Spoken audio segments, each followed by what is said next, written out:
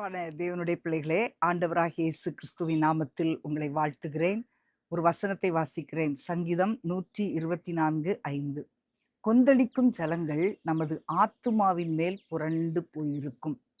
இப்போ இந்த சங்கீதம் ஒரு நன்றி உணர்வோடு எழுதப்படுகிற ஒரு சாட்சியின் சங்கீதம். ஆண்டவர் நம்மோடு இருந்திருக்காவிட்டால் நாம் எப்படி இருந்திருப்போம் என்பதை உணர்ந்து தாவீது இந்த சங்கீதம் முழுவதையும் எழுதுகிறான். இப்போ வாழ்க்கையில சில பிரச்சனைகள் அலைகளைப் போல வரும்.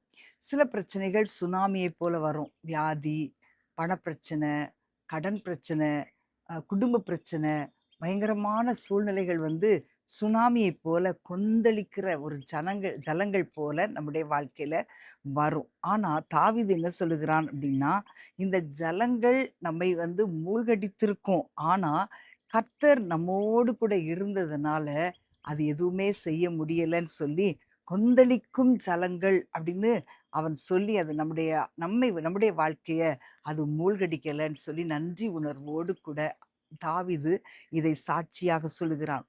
ஒரு சின்ன அலை வந்தால் நம்மளால நிற்க முடியும். ஆனா, வெள்ளம் வந்துச்சுன்னு வைங்களேன், நம்மளால நிற்கவே முடியாது. அதுபோல தான் ஒரு சில சோதனைகள் அதுல நம்ம தாண்டி வந்துரலாம். ஆனா, சில சோதனைகள் பார்த்தீங்கன்னா, நம்முடைய பலத்துக்கு மிஞ்சி வரும்.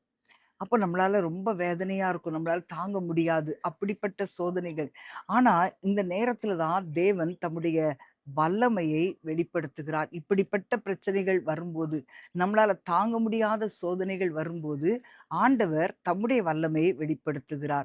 கர்த்தர் இருக்கிறதுனால தான் நம்ம உயிரோடு இருக்கிறோம். நம்ம உயிரோடு இருக்கிறது தேவனுடைய கிருபை. நம்ம இன்னும் ஜெபம் பண்ணிக்கிட்டே இருக்கிறோம்னா, அதுவும் தேவனுடைய கிருபை. நம்ம இன்னும் விசுவாசத்துல நிற்கிறோம் அப்படின்னா, அது தேவனுடைய பாதுகாப்பு. இஸ்ரவேலர் பாருங்களேன், எகிப்திலிருந்து வெளிய வராங்க.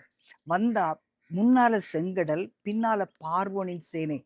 அவங்களுக்கு என்ன பண்றதுன்னு தெரியல. இனிமே அவ்வளோதான்.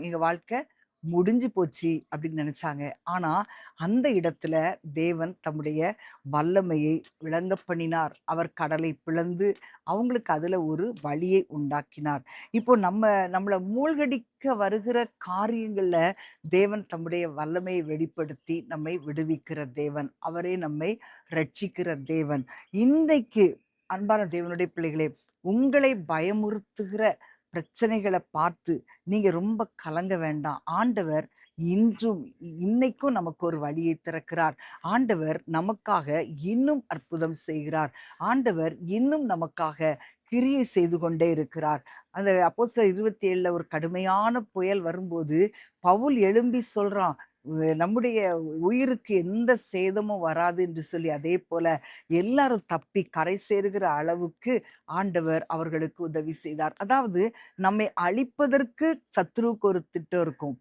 நம்மை அழிப்பதற்கு நம்முடைய எதிரிகளுக்கு ஒரு திட்டம் இருக்கும். ஆனா, தேவனுக்கு நம்மை குறித்த ஒரு திட்டம் இருக்கும். நம்முடைய சூழ்நிலைகளுக்கு ஒரு திட்டம் இருக்கும். ஆனா, நம்முடைய தேவன் அதற்கு அப்பாற்பட்ட ஒரு விதத்திலே ஒரு திட்டத்தை நமக்காக வைத்திருக்கிறார்.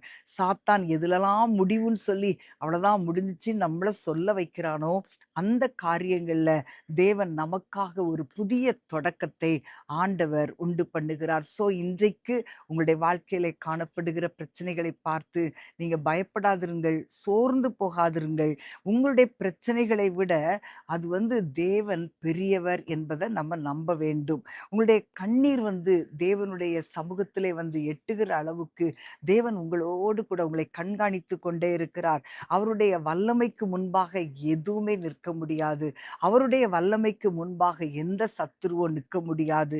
அவரை உறுதியாக நீங்க பற்றிக் கொள்ளும்போது உங்களுடைய வாழ்க்கை ஆசீர்வாதமாய் மாறும். பிரியமானவர்களே, இன்றைக்கு உங்களுடைய வாழ்க்கையிலே ஒரு பெரிய அலை எழும்பி இருக்கலாம். உங்களுடைய கடன் பிரச்சனையாக இருக்கலாம். அல்லது நீங்க எவ்வளவுதான் சம்பாதித்தாலும் அதுல ஒரு முழுமையான நிறைவு இல்லாத ஒரு சூழ்நிலையில நீங்க வாழ்ந்து கொண்டிருக்கலாம். நீங்க கூட நினைக்கலாம், இவ்ளோ பெரிய போராட்டம் வந்துருச்சு. இனிமே என்னுடைய வாழ்க்கை அவ்வளோதான் நீங்க நினைச்சீங்களா? ஆனா இன்றைக்கு ஆண்டவருடைய வார்த்தை உங்களுக்கு நேராக கடந்து வருகிறது. நீங்க ஆண்டவருடைய பாதத்துல உங்களுடைய பிரச்சனைகள அப்படியே ஒப்புக்கொடுங்க. உங்களுடைய வாழ்க்கைய ஆண்டவருடைய சமூகத்துல நீங்க ஒப்புக்கொடுங்க. கர்த்தர் உங்கள் வாழ்க்கையை ஆசீர்வதிப்பார். கர்த்தர் இன்றைக்கும் உங்களை ரட்சிக்கிறவராக, இன்றைக்கும் உங்களை விடுவிக்கிறவராக, இன்றைக்கும் உங்களை ஆசிர்வதிக்கிறவராக, இன்றைக்கும் எப்படிப்பட்ட பிரச்சனைகள் வந்தாலும் அதிலிருந்து கர்த்தர் உங்களை தப்புவிக்கிறவராக செயல்பட்டு கொண்டே இருக்கிறார். கலங்காதிருங்க. நம்ம எல்லாரும் ஜெபிப்போமா? அன்பான அன்பின் ஆண்டவரே, உம்மை ஸ்தோத்தரிக்கிறோம் அப்பா.